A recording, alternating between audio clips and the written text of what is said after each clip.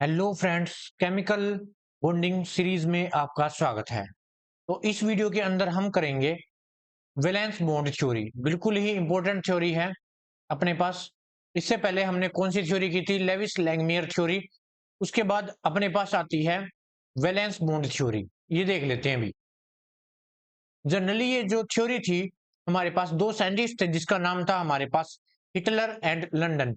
उन्होंने 1927 के अंदर दी थी और ये फर्दर एक्सपेंड की गई थी किसके द्वारा? हमारे पास दो साइंटिस्ट थे जिसका नाम था पुलिंग और हमारे पास स्लेटर। ठीक है, तो किसने दी थी? ये हिटलर और लंदन ने दी थी और फर्दर इसका एक्सपेंडेशन किसने किया था? पुलिंग और स्लेटर ने किया था। ठीक है, ये भी हमारे पास जो कोवेलेंट बॉन्ड है, किसी भी दो स्पीसीज है, कोई भी हमारे पास दो स्पीसीज है, मान लिया ए है, एक मेरे पास बी है, इन दोनों के बीच में कोवेलेंट बॉन्ड क्यों बनता है, ठीक है, कैसे बनता है, उसके बारे में बताया था।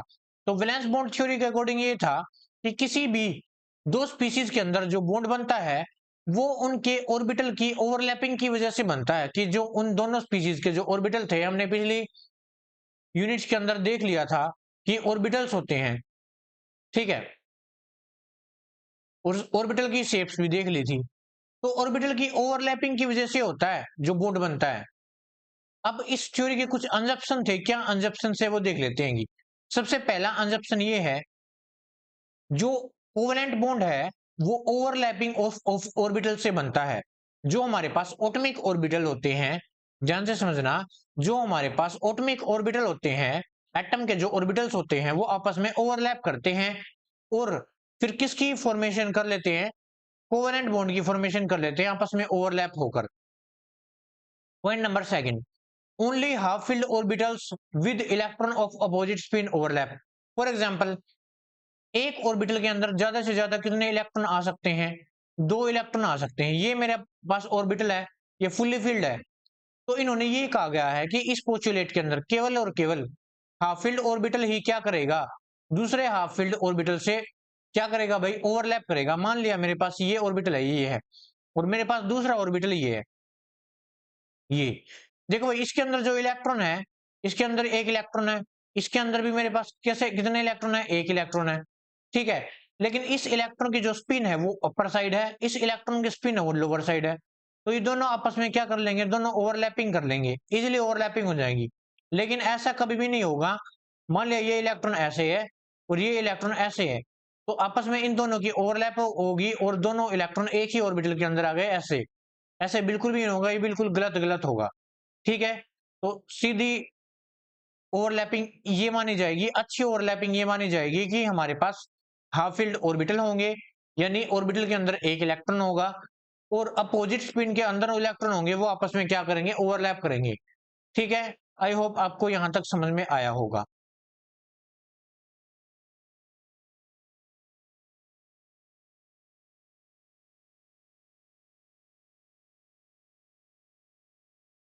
दूसरा है overlapping must be less than 50%। जो ओवरलैपिंग है वो 50% से कम होनी चाहिए, क्योंकि दोनों ही 50-50% होंगे तो अच्छी बॉन्डिंग होगी। ठीक है, और नेक्स्ट पॉइंट है एक्सटेंट ऑफ ओवरलैपिंग। ये हमारे पास डायरेक्टली प्रोपोर्शनल होता है किसके? स्ट्रेंथ ऑफ बॉन्ड के। और ये भी डायरेक्टली प्रोपोर्शनल होता है बॉन्ड एनर्जी के। कैसे?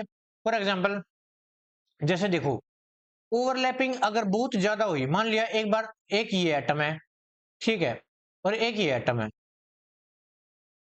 ये आपस में ओवरलैप करेंगे। अब एक तो ये अच्छी ओवरलैपिंग हुई, बिल्कुल एक ही ओवरलैपिंग हुई ऐसे। कौन सी अच्छी ओवरलैपिंग है? ये। तो ओवरलैपिंग जितनी अच्छी होगी उतनी ही बॉन्ड की स्ट्रेंथ होगी, उतनी ही मजबूत बॉन्ड बनेगा, और जितना बॉन्ड मजबूत बनेगा उतनी ही ज्यादा बॉन्ड एनर्जी रिलीज होगी उसके अंदर से। तो यहाँ पे ये बोला गया है। ठीक है, नेक्स्ट देख लेते हैं। हमारे पास देखो, जो ओवरलैपिंग हमारे पास दो टाइप की होती है। सबसे पहले एक्सियल ओवरलैपिंग, जिसको हम हेड ऑन हेड ओवरलैपिंग बोलते हैं, और दूसरी हमारे पास होती है साइड वाइज ओवरलैपिंग, जिसे हम पैरेलल ओवरलैपिंग भी बोलते हैं। एक एक करके डील करते हैं। ठीक है, देखो भाई, सबसे पहले हम समझते हैं एक्सियल ओवरलैपिंग को। मान लिया मेरे पास, हमारे पास कितने ऑर्बिटल होते हैं? चार ऑर्बिटल होते हैं। जैसे एस ऑर्बिटल, इसकी शेप कैसी होती है हमारे पास? स्फेरिकल शेप होती है, तो सबको पता है। पी ऑर्बिटल, ये हमारे पास तीन टाइप के होते हैं। एक तो मेरे पास होता है पी एक्स, पी वाई और पी जेड। ठीक है, पी एक्स, पी वाई और पी जेड। अब ध्यान से समझना, जो एस ऑर्बिटल होता है वो तो स्पेरिकल टाइप का होता है, वो तो किसी भी साइड से ओवरलैप करेगा, सेम ही बात होगी। तो ध्यान रखना, जब भी हमारे पास जो एस ऑर्बिटल होगा वो ओवरलैप करेगा, जैसे मान लिया एस ऑर्बिटल है, ये दूसरे एस ऑर्बिटल के साथ ओवरलैप कर रहा है ऐसे, तो हमेशा यहाँ पर जो जब भी हेड ऑन हेड ओवरलैपिंग होगी तो हमारे पास कैसा बॉन्ड बनेगा, सिग्मा बॉन्ड बनेगा। कैसा बॉन्ड बनेगा भाई, सिग्मा बॉन्ड बनेगा जब भी हेड ऑन हेड ओवरलैपिंग होगी, यानी एक्सियल ओवरलैपिंग होगी। लेकिन जो हमारे पास एस ऑर्बिटल है ना, वो तो चारों तरफ से सेम है, तो यहाँ पे हमारे पास सिग्मा बॉन्ड का फॉर्मेशन हो जाएगा। ठीक है, ऑन द अदर हैंड मेरे पास ये एस ऑर्बिटल है ये, और ये मेरे पास पी ऑर्बिटल है, ये आपस में ऐसे क्या करेंगे, ओवरलैपिंग करेंगे। देखो मैं यहाँ पे करके बता देता हूँ, ऐसे यहाँ पर ओवरलैपिंग होगी, यहाँ पर देखो, यहाँ पर भी कैसा बॉन्ड बना, सिग्मा बॉन्ड बना। तो कहने का मतलब ये है, जब भी एस ऑर्बिटल के साथ कोई भी ओवरलैपिंग होगी तो वहां पर हमेशा सिग्मा बॉन्ड ही बनेगा, क्योंकि हमारे पास एस ऑर्बिटल का शेप है वो स्पेरिकल टाइप होता है, जो कि डायमेंशनलेस होता है। ठीक है, प्रॉब्लम या फिर चेंज कहां पर आता है, जब हम पी ऑर्बिटल की बात करते हैं और डी ऑर्बिटल की बात करते हैं। ठीक है, यहाँ पर पी ऑर्बिटल का एग्जांपल ले लेते हैं। मान लिया मेरे पास एक है पी एक्स ऑर्बिटल, और दूसरा भी मेरे पास कैसा ऑर्बिटल है, पी एक्स ऑर्बिटल है। ये मेरे पास पी एक्स ऑर्बिटल है, ये मेरे पास पी एक्स ऑर्बिटल है।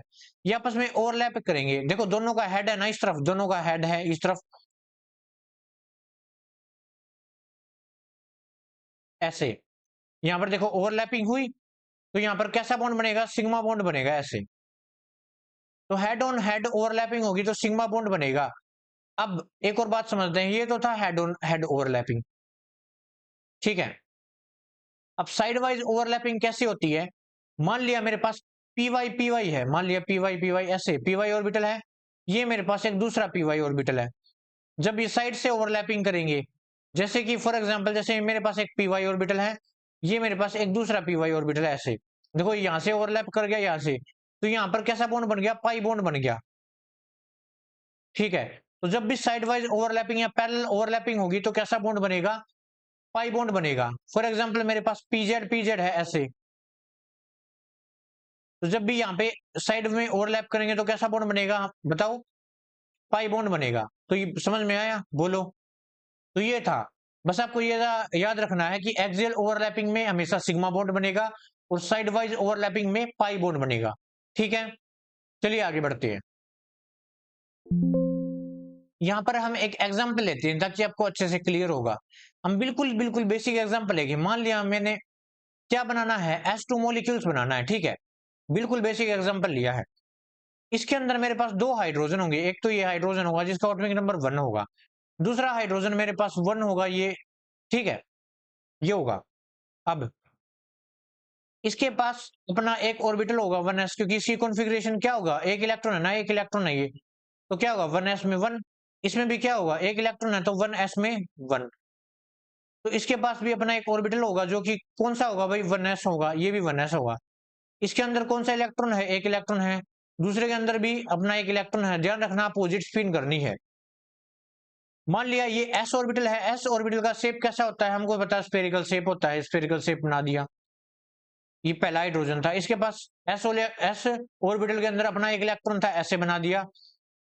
दूसरे एस ऑर्बिटल के पास जो हाइड्रोजन है उसके पास अपना एक इलेक्ट्रॉन था, वो मैंने ऐसे बना दिया अपोजिट स्पिन के साथ, ऐसे। ठीक है, अब ये क्या करेंगे, आपस में करेंगे ओवरलैप, ऐसे।